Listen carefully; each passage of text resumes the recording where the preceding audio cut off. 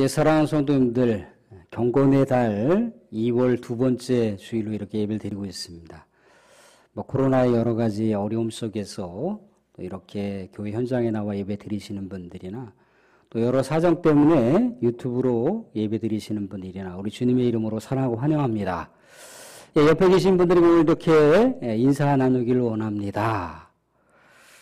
주님의 이름을 높이는 데 힘쓰십시다. 주님의 이름을 높이는 데 힘쓰십시다. 예, 사랑하는 성도님들, 우리는 이름을 갖고 있습니다.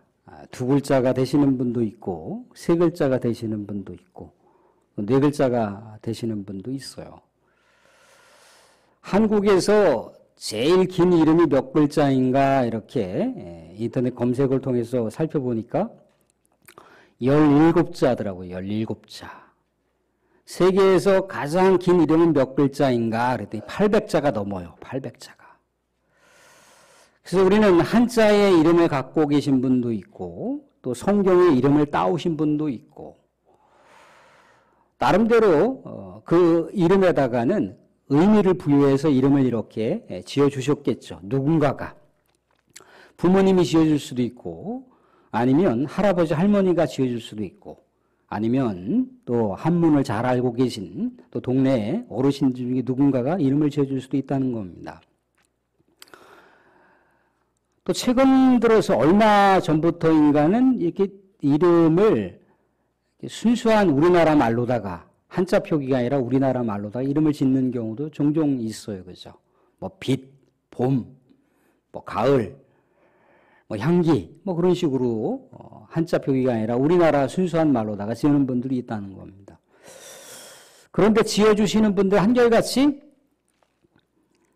이름을 부여받는 그 대상에게 어떠한 특별한 가치, 그 이름대로 이러저러한 삶을 살았으면 좋겠다라고 한 소망을 이렇게 부여하면서 이름을 짓는다는 겁니다. 종종 또 얼마 전부터인가는 기존에 우리 이름이 좀 마음에 안 들 수도 있어요. 그죠? 우리 어르신들 같은 경우는 옛날에 그 일본식의 그 이름을 표기해서 자자, 순자가 많았었잖아요. 그죠? 그래서 그게 좀 약간 뭐랄까 현대식으로다가 약간 조금 촌스러운 것 같다. 그래서 이렇게 이름을 좀씩 개명하시는 분들도 있어요. 그죠? 예전에 신방을 갔다가 병원을 아무리 뒤져봐도 분명히 그 병원에 입원한 환자의 이름이 있어야 되는데 없는 거예요. 그래서 병원에 물어보니까 퇴원을 하신 것 같다는 겁니다. 아니 분명히 병원에 입원했다는 얘기를 듣고 내가 병원에 왔는데 퇴원했다라고 하는 얘기가 말이 되느냐. 그리고 알아봤더니 기존에 이분이 사용하셨던 이름이 개명된 이름이었던 거예요. 개명된 이름. 그 80이 되신 분이 이름이 굉장히 고상하고 굉장히 현대스러운 그런 이름이었길래 참 그래도 그 당시에 참 권사님이 이름을 참 예쁘게 지었습니다. 그랬는데 알고 보니까 본명이 달랐던 거예요. 아무튼 이렇게나 저렇게나 이름에는 가치가 있고요. 그 이름에는 뭔가 의미가 깊이 담겨 있습니다. 근데 이름에는요, 그 사람의 어떤 이름의 가치뿐만 아니라 그 사람이 살아왔던 삶의 배경도 고스란히 담겨 있어요. 그래서 어떤 특정한 사람의 장점, 단점, 이미지, 특징, 또 부정적인 모습, 긍정적인 모습, 여러 특징들을 담지하고 있습니다.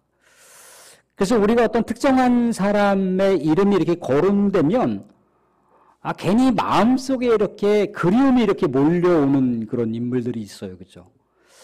그분 참 따뜻하셨는데 그분 언제나 사랑이 넘치셨는데 그분 그냥 이렇게 얼굴만 봐도 그냥 이렇게 향기가 넘쳤어. 참 나에게 참 좋은 말 많이 해주셨는데 등도 토닥토닥거리면서 실수를 해도 그럴 수도 있어 그러면서 이렇게 늘 언제나 향기롭게 따뜻하게 대해주셨다라고 하는 분들이 있다는 겁니다. 그런데 또 특정한 인물의 이름이 딱 거론되면 부담스러운 그 이름이 있잖아요. 그죠? 내가 굉장히 불편했던 분이라는 것이 이렇게 떠오르면 그 사람에 대한 이미지, 그 사람에 대한 추억을 떠올리고 싶지 않아요. 참 대단했던 사람이야.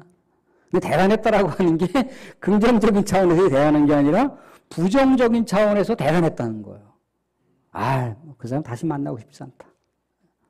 그런 이름을 그 사람이 살아왔던 삶의 배경 속에 고스란히 담겨 있는 이름이 있을 수 있다는 겁니다. 어떻게 보면 우리가 한평생 살아가면서 자기의 이름에 책임을 져야 돼요. 자기의 이름값을 사실 우리는 긍정적으로 좋은 모습으로다가 높이면서 살아야 할 삶의 사명이 있습니다. 이 이름이라고 하는 것은요, 사실 어떤 확장성을 또 갖고 있어요. 그 이름을 부여받은 사람에게만 해당되는 것이 아니라 그 이름과 연결되어 있는 가족들, 또 일가 친척들, 또 동네 마을 주민들, 또 아는 친구들, 또는 직장을 통해서도 연결이 됩니다. 그렇잖아요. 누군가, 가족 중에 누군가가 하나가, 고시를 합격을 했어요. 군대에서 별을 달았습니다. 국가의 요직을 이렇게 임명받았어요. 국회의원이 됐습니다. 지방자치 단체 장이 됐어요. 공식적인 어떤 국가기관은 아니라 할지라도 민간 업체에서 어떤 장이 됐습니다. 그럼 어떻습니까? 길거리에 이렇게 플랜카드를 걸잖아요. 그죠? 누구누구가 진급을 했대더라. 누구누구가 장군이 되었대더라. 누구누구가 국회의원 당선이 되었대더라. 누구누구가 장관으로 임명받았대더라. 좀 더 크게 이렇게 우리가 확대하면 누구누구가 대통령이 되었대더라. 그러면 그 가족들과 가문은 어떻게 되는 건가요? 가족의 영광이잖아요. 그죠? 가문의 영광이라는 겁니다. 또 직장의 영광인 거고요. 또 그 사람을 알고 있는 동네 주민들의 영광인 거죠. 친구들에게도 상당한 자부심이 있는 거예요. 그죠? 시장이 내 친구다. 그래 보세요. 그 친구, 누구. 괜히 그렇게 별로 친하지도 않은데, 그 시장이 내 친구라고 한 거 그냥 거론하면서 내가 자부심을 느끼기 때문에 그렇다는 거예요. 그러면서 그 사람에 대한 좋은 이미지와 또 부럽기도 하지만, 내가 그 사람하고 어떤 식으로든지 관계가 됐다라고 하는 것이 나의 기쁨이 될 수도 있다는 겁니다. 그런데요, 부정적인 영향을 끼쳤던 사람들이 있을 수 있지 않습니까? 그죠? 다른 사람들의 이맛살을 찌푸릴 정도의 그런 부정적인 어떤 삶을 살았던 사람들. 그래서 사회적으로도 요주의 인물이었고 국가적으로도 요주의 인물이 되어서 이렇게 분리해 놓은 그러한 삶을 한참 또 살았던 사람들이 있을 수 있습니다. 그러면은 그 사람과 관계되어 있는 가족들과 동네 사람들과 또 친구들은 어떠한 생각들을 갖게 되나요? 마음이 쪼그라들잖아요. 그죠? 그 사람의 이름에 해당되는 사람의 아버지다, 엄마다. 그럼 당당한가요? 당당하지 못하게 돼요. 괜히 죄스러운 마음이 들고 마음이 이렇게 얼어붙어요. 동네 사람들도 그렇잖아요. 그죠? 그 사람의 이름이 딱 거론되면 괜히 경각심을, 마음의 빗장을 딱 잠궈버리잖아요. 그죠? 그 가족들하고도 왠지 모르게 이렇게 조금 부담이 되는. 친구들도 그렇지 않습니까? 그죠? 그 친구의 이름을 거론할 때 좋은 차원에서 얘기한다기보다도 뭔가 참 안타깝다라고 하는, 그렇게 살아서 되겠는가라고 하는 삶에 어떻게 보면 경각심을 일깨우고자 가십거리로 그 친구의 이름을 이렇게 거론합니다. 확정성을 갖고 있어요. 사랑하는 성도님들, 우리가 살아가는 삶도 그렇습니다. 우리는 하나님의 자녀들입니다. 하나님의 자녀들이자 거룩한 성도들이에요. 우리 성도들이 어떻게 하느냐에 따라서 하나님의 이름이 영광을 받을 수도 있고 하나님의 이름이 추락할 수도 있어요. 물론 하나님의 본질은 그것에 영향을 받지 않는 것이지만 하나님은 우리와 전인격적인 관계를 갖고 있기 때문에 하나님의 사람들에게도 그렇고 하나님을 믿지 않는 사람들에게도 그렇고 하나님의 이름의 존재 가치가 높아질 수도 있고 낮아질 수도 있다는 거예요. 우리 구약의 인물 중에 많은 인물들이 있지 않습니까? 그죠? 그 인물 중에 하나님의 이름을 아주 대단하게 높였던 여러 인물 중에 다윗이라고 하는 인물을 생각해 볼 수 있어요. 그죠? 다윗과 거인 골리앗과의 싸움을 우리는 생각해 볼 수 있지 않습니까? 그죠? 이스라엘과 블레셋 간의 전쟁에 진이 이렇게 쳐졌어요. 전쟁에 지금 배치하고 있는 상황인데 거인 골리앗이 쩌렁쩌렁 소리를 치면서 싸움을 돋구고 있어요. 나하고 싸울 만한 자가 있으면 나와보라는 거죠. 그러면서 자신들이 믿는 신들의 이름으로 하나님을 막 저주하는 거예요. 나하고 붙으려면 나와봐. 싸움을 자꾸 걸어오는데도 이스라엘의 용사 중에 단 한 사람도 골리앗과 싸우려고 하는 사람이 없었던 거예요. 그때 형들의 안부, 군대에 있는 형들의 안부가 궁금하여 찾아왔던 다윗이 자기가 그렇게 사랑하고 사모하는 하나님을 비방하고 조롱하는 그 소리에 감히 내 하나님, 내 위대하신 하나님을 엿보이는 자가 누구인가? 그러면서 그 싸움에 출정을 하잖아요. 그런데 이 싸움에 출정을 하는데 우리는 이 싸움에서 백미가 뭔가요? 다윗의 선언이에요. 다윗의 선언. 다윗이 막대기 하나 들고 나가잖아요. 그죠? 울맷돌 5개하고 막대기 하나 들고 거인 골리앗과 상대하기 위해서 싸움에 출정하는데 뭐라고 합니까? 너는 칼과 창과 단창으로 내게 달려오지만 나는 만군의 여호와의 이름, 내가 모욕하는 이스라엘의 하나님의 이름으로 내게 나아가노라. 그랬단 말이죠. 이 전투의 결과는 어떻게 됐던가요?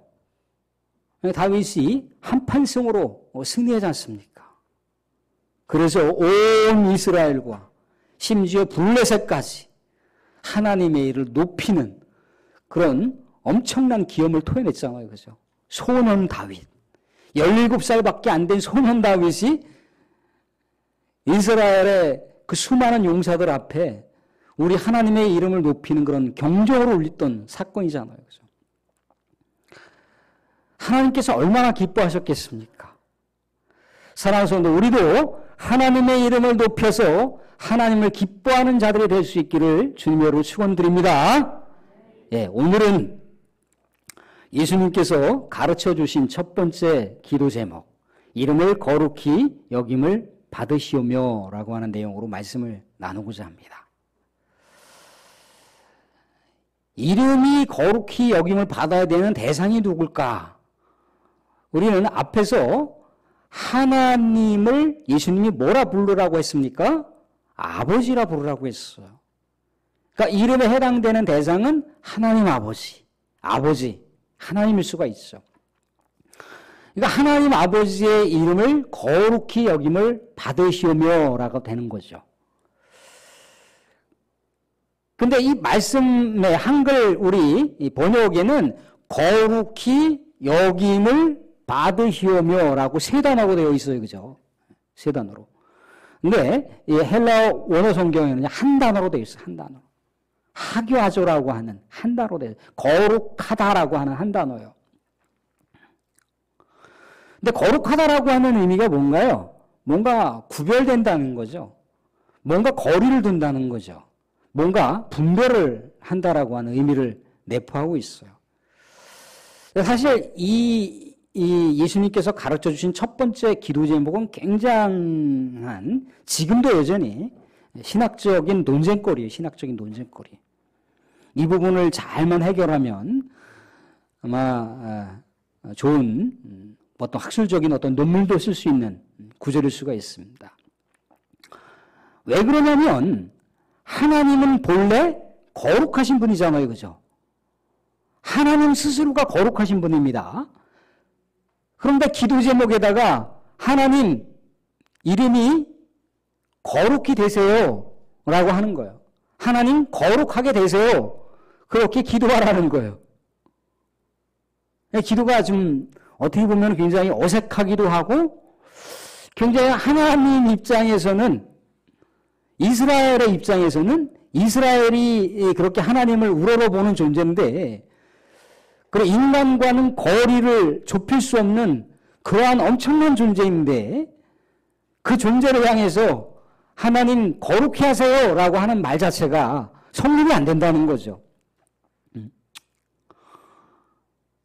근데 인간의 관점으로 보게 되면은 이렇게 할 수가 있다는 거죠. 하나님의 이름이 거룩하게 되기를 원합니다라고 될 수가 있어요. 그렇죠. 그래서 공동 번역을 보게 되면은 하나님의 이름이 거룩히 여김을 받기를 원합니다라고 하는 마치 인간의 관점에서 기도하는 그 모습으로다가 나와 있다는 겁니다. 그런데 사실 우리가 이 내용을 보게 되면 전자보다는 후자가 좀 맞는 것 같아요. 그죠? 느낌상.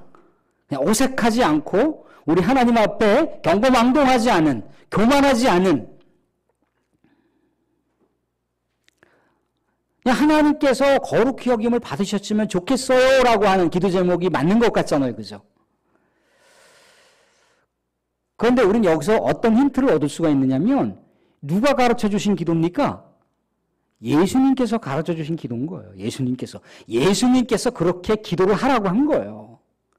그러니까 하나님 거룩히 여김을 받으셨으면 좋겠어요. 하나님의 이름이 거룩히 여김을 받으시기를 원합니다. 라고 그렇게 기도하라고 하는 것은 예수님께서 제자들과 예수님을 믿는 성도들에게 그렇게 기도하라고 가르쳐 주신 거예요. 그러니까 얼마든지 그렇게 기도할 수가 있는 거죠. 여전히 신학적인 논쟁거리이긴 합니다만 예수님께서 가르쳐 주신 기도이기 때문에 우리는 하나님의 거룩성을 놓고 하나님을 향하여 기도할 수가 있더라는 거예요. 왜 그렇습니까? 예수님 때문에 우리가 하나님을 감히 접근할 수 없고 하나님하고 감히 가까이 할 수 없는 존재이지만 누구 때문에? 예수님 때문에 우리가 하나님께 나아갈 수가 있다는 거예요. 예수님 때문에 우리가 하나님과 관계될 수가 있다는 겁니다. 예수님 때문에 우리가 하나님을 뭐라 부를 수 있다고요? 아버지라 부를 수 있는 거예요.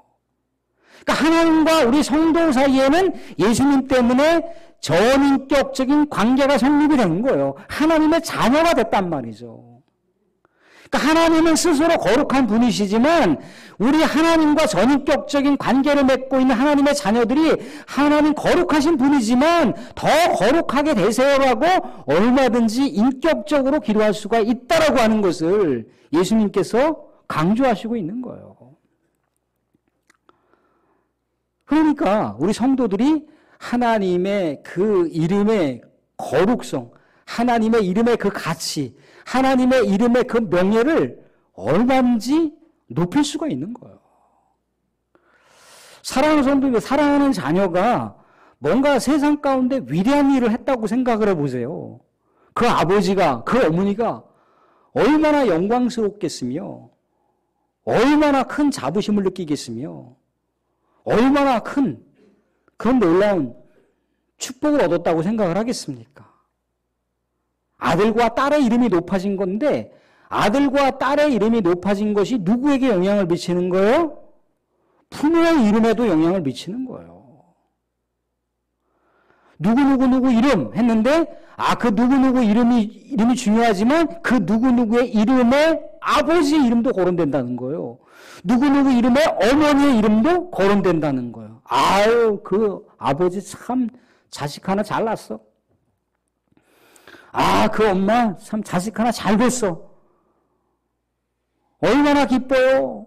라고 하면서 서로 이렇게 격려해주고 서로 칭찬해줄 수가 있지 않습니까?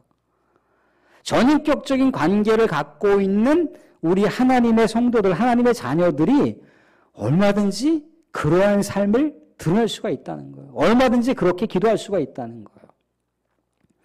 근데 중요한 건 뭡니까? 삶으로 그렇게 해야 된다는 거죠. 삶으로. 하나님은요, 성경에서 뭐라고 했던가요? 하나님의 이름을 망령되이 일컫지 말라고 했어요. 망령되이 일컫지 말라. 그러니까 하나님의 백성들을 통해서도 하나님의 이름이 어떻게 되는 겁니까? 존재 가치가 하락할 수도 있는 거죠. 하나님의 백성들을 통해서 하나님의 이름의 가치가 상승할 수도 있어요. 그래서 하나님의 이름을 망령되이 일컫지 말라. 믿음의 사람들이 잘 살면 믿지 않는 사람들에게도 영향을 미쳐요. 아, 저분 역시 기독교인이라 달라. 아, 저분 역시 달라. 믿는 사람이라 달라. 그 사람이 어떻게 했을 때? 잘 살았을 때. 믿음대로 살았을 때. 말씀대로 살았을 때 그럴 수가 있다는 거야. 그런데 우리 사랑하는 성도들이 살아가는 모습이 잘 살지 못한다. 부끄럽게 살아간다. 그러면 어떻습니까? 아유, 저 믿는 것이라고 얘기해, 믿는 것이라고. 아유, 저것도 기독교인이야? 그러면서 하나님의 존재가 하락하는 거예요. 사랑하는 성도, 우리는 하나님으로 어떻게 거룩하게 할 수 있는가? 그게 이제 관건이잖아요. 그죠? 하나님의 이름이 거룩히 여김을 받으시오며라고 기도하라고 했는데, 그러면 그 기도한다라고 하는 것은 곧 성도들의 삶의 결단을 내포하고 있는 겁니다. 기도는 삶의 결단을 내포하고 있는 거예요. 그럼 기도는 따로 하고 살아가는 건 따로 하고 그런 게 아니에요. 유대인들은 기도와 삶이 따로 떨어져 있지가 않습니다. 기도와 삶이 함께 가는 거예요. 말씀을 읽었으면 말씀대로 살아야 되는 거예요. 기도했으면 기도대로 살아야 되는 거예요. 그렇게 따로 국밥으로 하지 않는다는 거예요. 하나예요, 하나하나. 믿음과 실천이 하나하나. 근데 이게 이상하게 우리나라에 들어와서 요구이 돼서 이상하게 되긴 했지만 하나야, 하나. 그러니까 하나님의 이름이 거룩히 여김을 받게 해달라고 하는 기도를 하는 것은 하나님의 사람들이, 하나님의 자녀들이, 우리 성도들이 그렇게 살아가야 되는 것을 얘기합니다. 그럼 어떻게 거룩하게 살아가야 되는가? 거룩하게 살아가야 하나님의 이름이 거룩히 여김을 받는 것에 합당하게 관계가 되는 거 아니겠어요? 그죠? 그럼 어떻게 우리가 거룩하게 살 수가 있습니까? 예수님께서 우리에게 삶의 본보기를 보여주셨잖아요. 그죠? 구약의 백성들에게는 뭐를 통해서? 삶의 거룩성을 보여주셨잖아요. 그죠? 삶을 거룩하게 살라고 부정과 정결한 어떤 삶의 내용들, 음식을 통해서도 그렇게 구별을 해줬고요. 여러 가지 부정적인 것, 정결한 것, 삶의 윤리를 통해서도 많이 보여주셨습니다. 또한 율법을 통해서도 보여줬다는 거예요. 제사를 통해서도 보여줬어요. 그죠? 뭔가 눈에 가시적으로 확 들어오는 것으로다가 하나님께서 하나님의 백성들에게 이렇게 살라고 세부적인 지침을 주셨어요. 그죠? 근데 우리들은 어떻습니까? 구약에 있는 세세한 제사적인 상황, 구약에 있는 여러 가지 부정과 정결에 대한 음식 규례, 뭐 그런 것들을 세세하게 지키지 않든다 할지라도 그것은 시대적인 변천사마다 조금씩 삶의 원리는 같지만 삶의 여러 가지 형식적인 것들은 바뀌잖아요. 그죠? 그렇지만 중심 하나요. 예수님께서 우리에게 보여주셨던 삶의 윤리가 있어요. 삶의 가르침이 있어요. 그죠?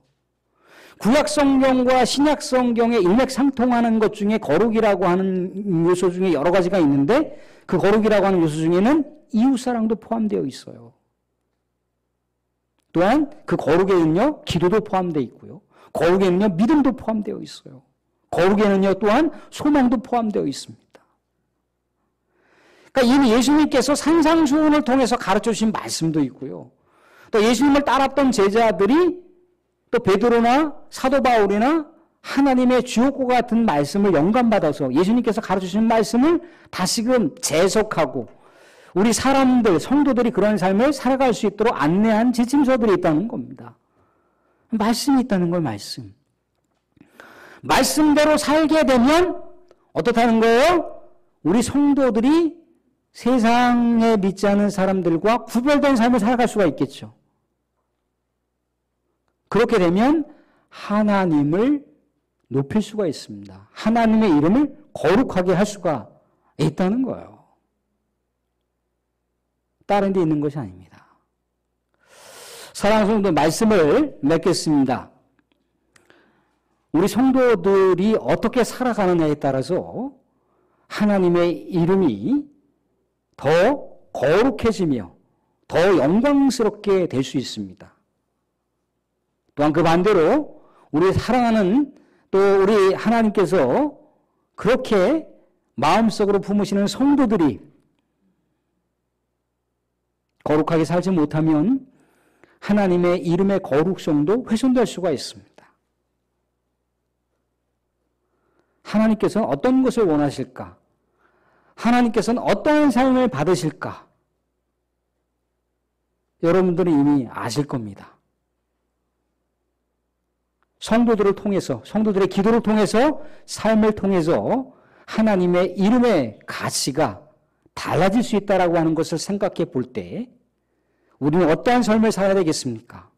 우리들이 하나님의 이름이 거룩히 여기게 되기를 바라는 그런 기도를 하는 것처럼 예수님께서 그렇게 기도하라고 했던 것처럼 우리의 삶이 하나님의 거룩성과 합치되는 삶을 살아야 되겠죠. 사랑하는 성도들, 우리가 하나님의 말씀대로 예수님께 보여주셨던 그런 삶의 본보기를 따라서 하나님의 이름을 거룩히 높일 수 있는 존귀한 삶을 살아가실 수 있기를 주님으로 축원드립니다.